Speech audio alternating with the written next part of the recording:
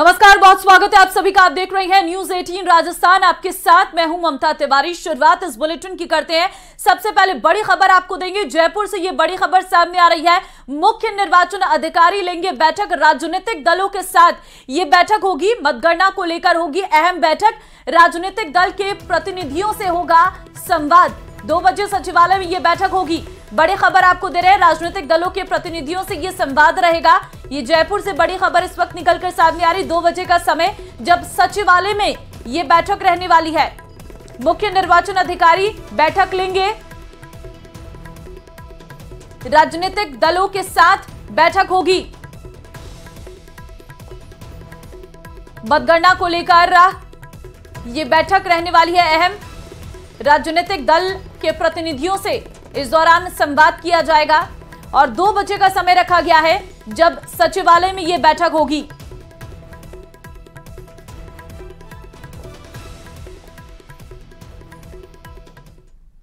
अब बस चंद घंटों का इंतजार है। प्रत्याशियों की धड़कनें बढ़ी हुई हैं और मतगणना की तैयारी पूरी है। कल कौन बनेगा सत्ता का सरताज, ये सबसे बड़ा सवाल है। बस चंद घंटों का इंतजार है।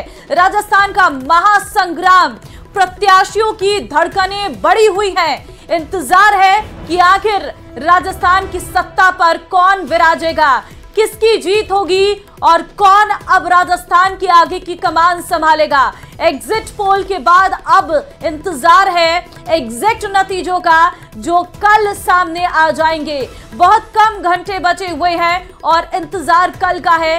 कल आखिर कौन बनेगा सत्ता का सरताज, इस पर नजरें रहेंगी। अब बस चंद घंटों का इंतजार बाकी है।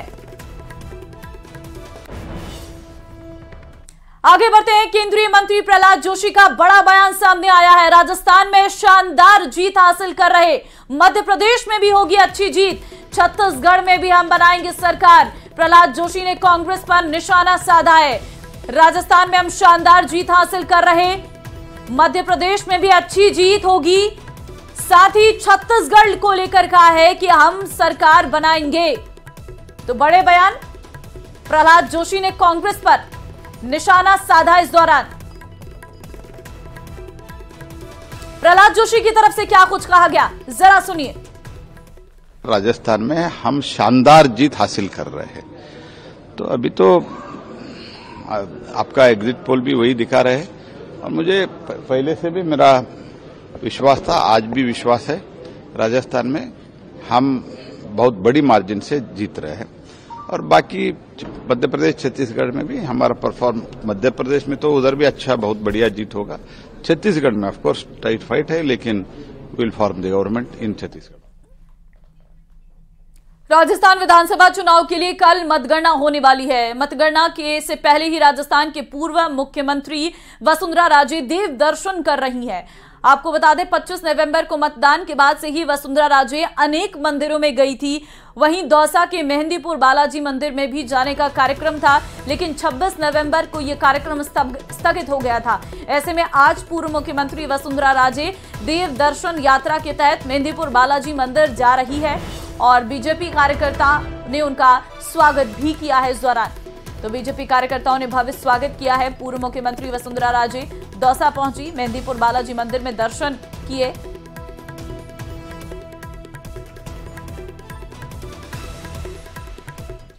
भाजपा प्रदेश अध्यक्ष सीपी जोशी ने दावा किया कि राजस्थान में भाजपा पूर्ण बहुमत से अपनी सरकार बनाएगी और 135 से अधिक सीटें जीतेगी। उन्होंने कहा है कि वो मुख्यमंत्री की दौड़ में शामिल नहीं है। जो भी नया मुख्यमंत्री बनेगा पहली माला उसे वो पहनाएंगे। ये बात उन्होंने राजसमंद के नाथद्वारा में प्रभु श्रीनाथ जी के दर्शन करने के बाद कही। असम के राज्यपाल गुलाब कटारिया, भाजपा प्रदेश अध्यक्ष सीपी जोशी और विधानसभा में नेता प्रतिपक्ष राजेंद्र राठौर ने भी शुक्रवार शाम प्रभु श्रीनाथ जी के दर्शन किए और मीडिया से बात करते हुए भाजपा अध्यक्ष सीपी जोशी ने कहा कि राजस्थान में भाजपा पूर्ण बहुमत से सरकार बनाएगी। करोड़ों मतदाताओं ने जो भाजपा में विश्वास जताया है, उसके लिए मैं सभी का आभार प्रकट करता हूं। और 3 तारीख को स्पष्ट बहुमत के साथ, प्रचंड बहुमत के साथ भारतीय जनता पार्टी की सरकार राजस्थान में बनने जा रही है। अरे नहीं, मैं कहीं दौड़ में नहीं हूँ। मेरे लिए खुशी इस बात की होगी कि भारतीय जनता पार्टी का मुख्यमंत्री राजस्थान बने और पहली माला सीपी जोशी कहना है। मुझे जो दायित्व दिया गया था उसका ईमानदारी से हमने निर्वहन करने का काम किया और टीम राजस्थान में सभी कार्यकर्ताओं ने, हजारों कार्यकर्ताओं ने बहुत कड़ी परिश्रम मेहनत की। मैं उनका भी आभार प्रकट करता हूँ और पूरे प्रदेश के सभी मतदाताओं का भी, जनता जनार्दन का भी आभार प्रकट करता हूँ कि उनका खूब समर्थन, स्नेह और आशीर्वाद पार्टी को मिला। 135 प्लस और कांग्रेस 50 के अंदर है। मतगणना का काउंटडाउन शुरू हो चुका है। रविवार को सुबह 8 बजे से मतों की गिनती शुरू हो जाएगी। ऐसे में मतगणना से पहले एक ओर जहां प्रत्याशियों की धड़कनें बढ़ी हुई हैं, वहीं उनके समर्थक भी हार और जीत को लेकर पशुपेश में है। दौसा में भारतीय जनता पार्टी के प्रत्याशी शंकर शर्मा के विजय होने की कामना को लेकर आज उनके समर्थकों ने सामूहिक कनक दंडवत लगाई और इस दौरान भाजपा प्रत्याशी के समर्थक कनक दंडवत लगाते हुए दौसा के प्रसिद्ध शिवालय नीलकंठ महादेव मंदिर पर पहुंचे और बाबा नीलकंठ के थोक लगाकर विजय दिलाने की कामना की। 3 तारीख को दौसा का विधानसभा का जो परिणाम आने वाला है, उसके लिए हम भाजपा प्रत्याशी आदरणीय श्री शंकरलाल शर्मा जी की जीत की कामना के लिए दौसा के राजा बाबा नीलकंठ महादेव के दंडवत कर रहे हैं और बाबा से अरदास करेंगे कि कल हमारे आदरणीय शंकरलाल जी शर्मा को विजयी बनाए। देखिए, कनक दंडवत देने का रीजन ये है कि पहले भी हमने जो दौसा के टिकट की जो लगाई थी गुहार बाबा से शंकर शर्मा जी की लगाई थी और वो हमारी पूर्ण हुई और शंकर शर्मा जी दौसा से टिकट लेकर आए। अब भी हम दौसा के राजा बाबा नीलकंठ के यहाँ छोटे छोटे बच्चे और बड़े बुजुर्ग सब जो कावड़ यात्रा, वो दंडवत यात्रा जो कर रहे हैं, वो इसी क्रम में कर रहे हैं कि बाबा ये मनोकामना भी पूर्ण कर, ताकि दौसा में अमन, चैन, सुख, शांति बहाल हो सके। शंकर शर्मा को बाबा भारी मतों से विजयी बनावे। प्रदेश भर में वोट काउंटिंग की तैयारियां अपने अंतिम चरण पर पहुंच चुकी है। कल 3 दिसंबर को होने वाली मतगणना को लेकर धौलपुर में भी पुख्ता इंतजाम किए गए हैं। मतगणना के दौरान जिले भर में भारी पुलिस बलों की तैनाती के साथ ड्रोन कैमरे और सादी यूनिफॉर्म में पुलिस की तैनाती की जाएगी। कॉलेज के बाहर और सभी जगहों पर पुलिस, पैरामिलिट्री फोर्स, आरएसी के करीब 300 अधिकारी और जवान तैनात रहेंगे। साथ ही शहर में 12 फिक्स पिकेट्स पर पुलिस कर्मी तैनात रहेंगे। 3 मोबाइल टीम भी कानून व्यवस्था बनाए रखने के लिए गश्त करेगी। असामाजिक तत्व पर पुलिस की रडार रहेगी। धौलपुर में विधानसभा चुनावों की मतगणना को देखते हुए मतगणना स्थल पर पर्याप्त पुलिस प्रबंध किए गए हैं। चुनाव आयोग के निर्देशानुसार त्रिस्तरीय सुरक्षा व्यवस्था की गई है। बाहरी स्तर पे भी जो भीड़ को नियंत्रित करने के लिए पुलिस बल लगाया गया है और मतगणना स्थल की सुरक्षा के लिए सीएपीएफ की कंपनी पूर्व से तैनात है, जो कि वहां सुरक्षा करेगी। खबर श्रीगंगानगर से है, जहां 3 दिसंबर को होने जा रहे मतगणना को लेकर निर्वाचन विभाग द्वारा तैयारियों को अंतिम रूप दिया जा रहा है। श्रीगंगानगर के डॉक्टर भीमराव अंबेडकर कॉलेज में कल मतगणना की जाएगी। 5 विधानसभा सीटों पर हुए चुनाव की मतगणना कल सुबह 8 बजे शुरू कर दी जाएगी। वहीं मतगणना स्थल पर ट्रिपल लेयरिंग सिक्योरिटी अरेंजमेंट्स किए गए हैं, ताकि कोई भी अनाधिकृत व्यक्ति मतगणना स्थल में प्रवेश न कर सके। हमारे संवाददाता अशोक कुमार शर्मा ने मतगणना स्थल पर सुरक्षा इंतजामों का जायजा लिया। 25 नवंबर 2023 को हुए राजस्थान में विधानसभा चुनावों में आखिरकार लाखों मतदाताओं ने क्या निर्णय किया, इसका फैसला कल मतगणना के दिन हो जाएगा। कल 3 दिसंबर को होने जा रही मतगणना को लेकर श्रीगंगानगर जिला निर्वाचन के साथ साथ पुलिस विभाग पूरी तरह से मुस्तैद है और अभी इस समय श्रीगंगानगर जिला निर्वाचन विभाग द्वारा तय किए गए मतगणना स्थल यानी कि डॉक्टर भीमराव अंबेडकर कॉलेज, हम आपको यहाँ की तस्वीरें दिखाएं तो आप ये देखिए कि श्रीगंगानगर जिला निर्वाचन विभाग द्वारा मतगणना स्थल पर ट्रिपल लेयर सिक्योरिटी अरेंजमेंट्स किए गए हैं, ताकि कोई भी अनाधिकृत व्यक्ति मतगणना स्थल पर प्रवेश ना कर सके। साथ ही साथ जो व्यक्ति मतगणना स्थल पर पहुंच रहे हैं, चाहे बेशक वो जिला निर्वाचन विभाग के अधिकारी हों, कार्मिक हों, उनका अधिकृत पास देखने के बाद ही उनकी बाकायदा एंट्री की जाती है। उसी के बाद उन्हें मतगणना स्थल में प्रवेश करने की अनुमति दी जाती है। जिला निर्वाचन विभाग द्वारा मतगणना कार्मिकों को एक ट्रेनिंग पहले ही दी जा चुकी है, दूसरी ट्रेनिंग की अभी फिलहाल चल रही है।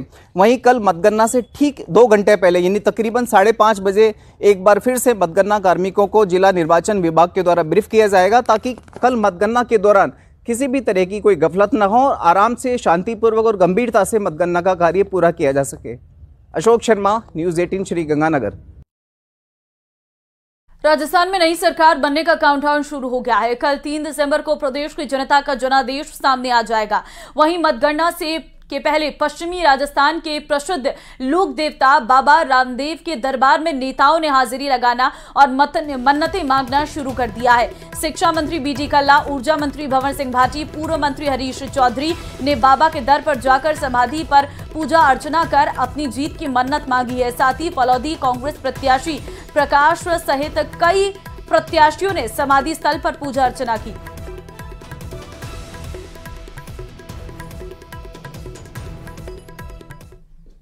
और इस विधानसभा चुनाव में पोखरण का सियासी पारा चढ़ा हुआ है। चुनावी चर्चा बनी पोखरण की सीट पर। एक ओर जहां बीजेपी के महंत प्रतापपुरी महाराज हैं, दूसरी ओर कांग्रेस की ओर से मंत्री शाले मोहम्मद मैदान में हैं। वहीं मतगणना से एक दिन पहले महंत प्रतापपुरी अपनी जीत को लेकर आश्वस्त दिखाई पड़ रहे हैं और महंत ने व्यासों की बगेची स्थित श्री जाज्वला माता मंदिर में पूजा अर्चना की और हवन की आहुतियां दी। साथ ही महादेव मंदिर में जलाभिषेक कर जीत की मन्नत मांगी। इस दौरान प्रतापपुरी ने एक धन्यवाद सभा का भी आयोजन किया, जिसमें तमाम स्थानीय बीजेपी पदाधिकारियों ने हिस्सा लिया। साथ ही महंत ने अपनी जीत का दावा करते हुए प्रदेश में बीजेपी सरकार बनने की बात कही।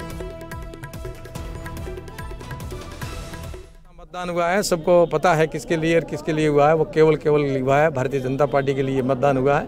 कमल खिलेगा। मोदी जी के साथ खड़ा रहने का हमें संकल्प लेना, 2024 की तैयारियां करनी है और जीत के बाद हम कोई जश्न में नहीं खोएंगे। हम अपने कर्तव्य का निर्वहन करने के लिए तत्पर रहेंगे। देखिए, मैंने हर जाति वर्ग को साथ देने की कोई प्रयास नहीं किया। हर जाति वर्ग ने मुझे साथ दिया, इसलिए मैं उनका धन्यवाद करता हूँ। वो मुझे समझ पाए हैं कि मैं क्यों आया हूँ और मैं क्या हूँ, और मैं ये खुद को समझ रहा हूँ कि जो जनता मेरे में विश्वास करी, प्रभु मेरे में ताकत देना, मैं उनके सपनों को साकार कर पाऊँ, मैं उनके साथ खड़ा रह पाऊँ, और जो उन्होंने मेरे में विश्वास जिताया है मैं उनके विश्वास को अक्षुण्ण रखूं, उनको मजबूत कैसे करूं। बस मेरी तो यही लगन है कि मैं काम आ जाऊं, किसी के इस माध्यम से आऊं और मेरे कार्यकर्ताओं को, मेरी भारतीय जनता पार्टी को, मेरे परिवार को और मेरे क्षेत्र को मैं अपना छोटा सा योगदान दूं और उसको मजबूत कैसे कर सकूं, यही मेरा सपना है और यही मेरी। कल उम्मीदवारों के भविष्य के फैसले का दिन है। मतगणना के साथ सत्ता की कुर्सी पर कौन बैठेगा, इसकी तस्वीर साफ हो जाएगी। कोटा में JDB गर्ल्स कॉलेज में सभी 6 विधानसभा सीटों की मतगणना होनी है, जिसको लेकर सभी तैयारियां पूरी कर ली गई हैं। मतगणना को लेकर की गई तैयारी का जायजा लिया हमारे संवाददाता ने। उम्मीदवारों के भविष्य के फैसले का दिन कल है। इसको लेकर के तमाम जो तैयारियां हैं वो कोटा में मुकम्मल कर ली गई हैं। कोटा की 6 विधानसभा सीटें जिनकी मतगणना कोटा के JDB गर्ल्स कॉलेज में होनी है और महत्वपूर्ण होता है तमाम तैयारियों को पूरा करना। तो तमाम जो तैयारियां हैं वो पूरी कर ली गई हैं। 3 स्तर में यहाँ पर सुरक्षा व्यवस्था है वो रखी जाएगी, जिसको लेकर के तमाम तैयारियां पूरी कर ली गई हैं। सुबह 8 बजे से लेकर के 8:30 बजे तक सबसे पहले पोस्टल बैलेट की गिनती होनी है। इसके बाद हर राउंड में 12 EVM के वोट यहाँ पर गिने जाएंगे। पहले आधे घंटे में 13,251 पोस्टल बैलेट की जो गिनती है वो शुरू होनी है। त्रिस्तरीय सुरक्षा व्यवस्था रहेगी। पहला घेरा 100 मीटर का रहेगा जो पैदल यात्रियों के रूप में होगा। स्थान पर यहाँ पर उम्मीदवार, काउंटिंग एजेंट और काउंटिंग में लगाए गए कर्मचारियों की पहचान को सत्यापित किया जाएगा।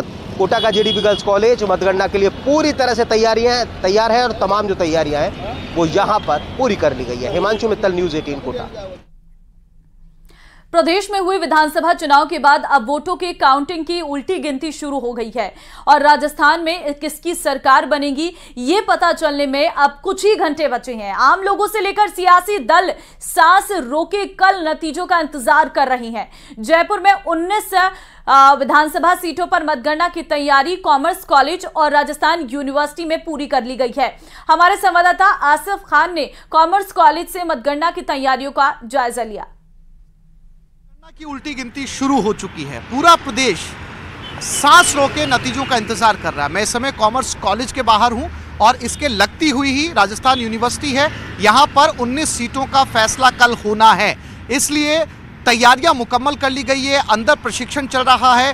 कल सभी और कर्मचारियों को और अधिकारियों को यहाँ पर नतीजों को पूरी जनता को बताना है। और मैं जिस मुख्य सड़क पर इस समय खड़ा हूँ, इस सड़क को देर रात को ही जो है वो 3 किलोमीटर के अंदर पूरी तरीके से बंद कर दिया जाएगा। यानी यहाँ पर केवल वही लोग आ पाएंगे जो चुनाव प्रक्रिया से जुड़े हुए हैं। साथ ही साथ कोई भी प्रत्याशी अगर यहाँ से जीतता है तो वो यहाँ पर जश्न नहीं मना पाएगा। तमाम तरह की पाबंदियाँ लगा दी गई हैं। तो अब कुछ ही घंटों का इंतजार है जब यहाँ से राजस्थान के भविष्य का फैसला आने वाला है। कैमरामैन अविनाश के साथ आसिफ खान, न्यूज़ 18 जयपुर।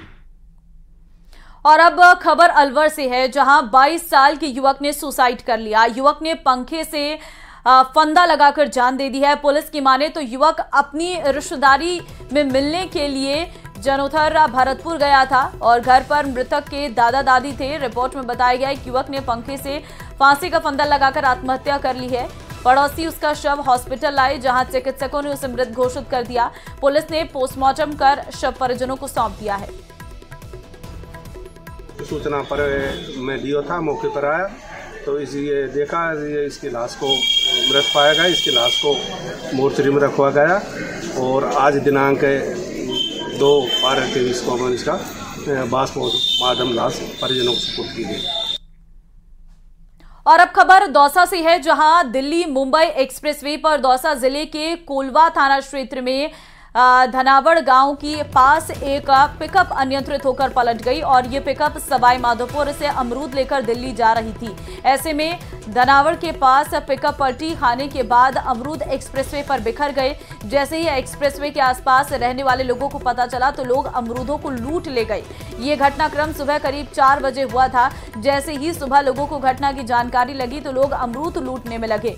उधर एक्सप्रेसवे की सेफ्टी टीम तत्काल मौके पर पहुंची और दुर्घटनाग्रस्त पिकअप को दूर हटवाया गया। इस पूरे हादसे में पिकअप में सवार लोगों को हल्की चोट आई है।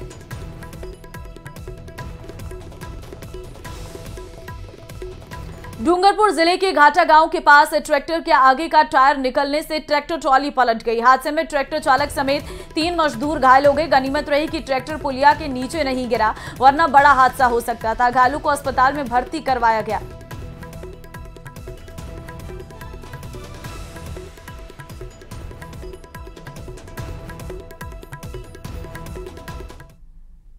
कोटा में बार एसोसिएशन के चुनाव के लिए अध्यक्ष, उपाध्यक्ष और महासचिव सहित अन्य पदों के लिए 35 प्रत्याशी मैदान में है। अदालत परिसर में इन दिनों चुनावी गर्माहट देखने को मिल रही है। अभिभाषक का परिषद के चुनाव 8 दिसंबर को परिषद के सभागार में होंगे और अध्यक्ष, उपाध्यक्ष, महासचिव, पुस्तकालय सचिव और कार्यकारिणी सदस्य सहित 7 पदों के लिए 35 प्रत्याशी अपनी किस्मत आजमा रहे हैं और मतदान के लिए 30 बूथ बनाए गए हैं। अधिवक्ता वोटर को 6 दिसंबर तक शपथ पत्र जमा कराना होगा, जिसके बाद ही अंतिम मतदाता सूची का प्रकाशन किया जाएगा। से जो चुनाव की गाइडलाइंस हमें मिली है उसमें यह कहा गया है कि किसी प्रकार का मतदाता को प्रलोभन नहीं दिया जाएगा, जैसे कैलेंडर बांटना, डायरी बांटना या डिनर देना, लंच देना या अल्पाहार कराना या किसी प्रकार का भी प्रलोभन अगर कोई देता पाया जाता है कोई प्रत्याशी तो उसके खिलाफ कार्रवाई करने के लिए समिति एम्पावर्ड है और जो भी निर्णय होगा वो उसके लिए बाध्यकारी होगा। और ये भी हमारे लिए गाइडलाइंस है कि किसी भी प्रकार से शांतिपूर्वक, सफलतापूर्वक ये चुनाव हमें कराने हैं under the guidelines given by the supreme court.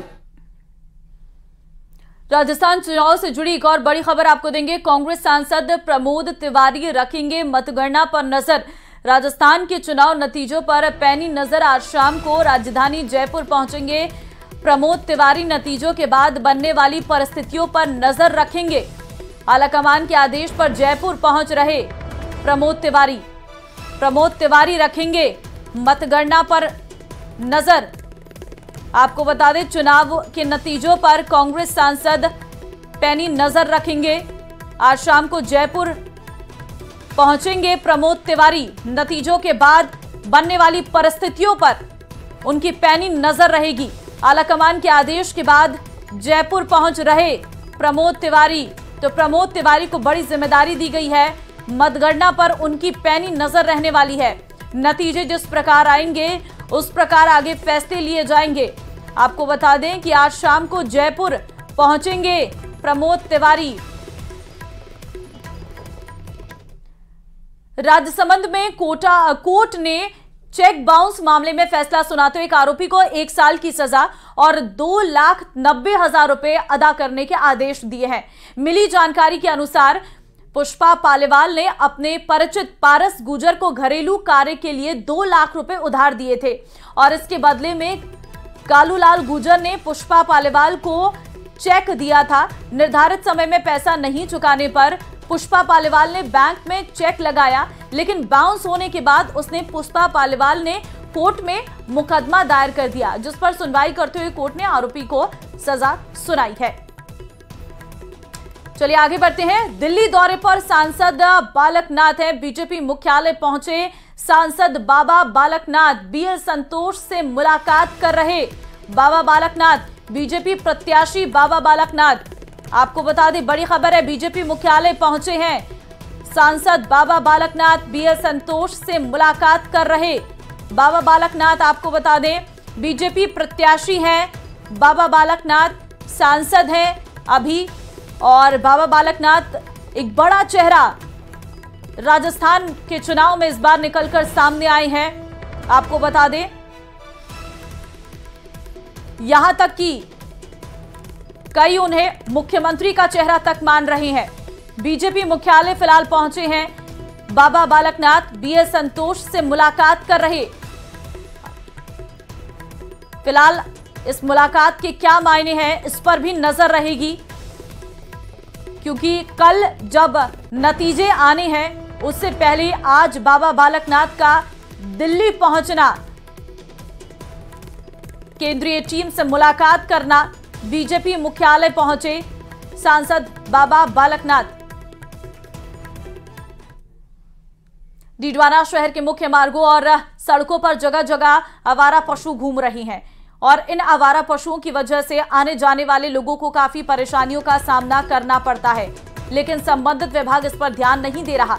आवारा पशुओं के कारण हादसों की आशंका हमेशा बनी रहती है। इन पशुओं के कारण इससे पहले कई हादसे हो चुके हैं और आवारा पशुओं के इस तरह कहीं भी बैठने से ट्रैफिक जाम होने की समस्या भी आ रही है। कार्रवाई के नाम पर बस कागजी तौर पर आवारा पशुओं को पकड़कर गौशाला में डाला जा रहा।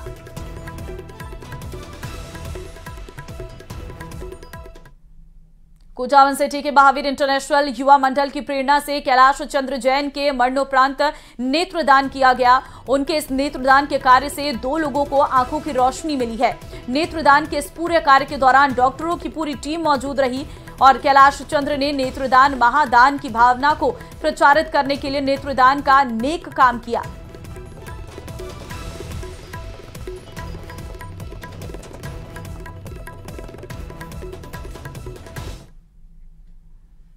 और चलिए इस बुलेटिन में फिलहाल के लिए बस इतना ही। बाकी अन्य खबरों के लिए आप बने रहिए न्यूज़ 18 राजस्थान के साथ। नमस्कार।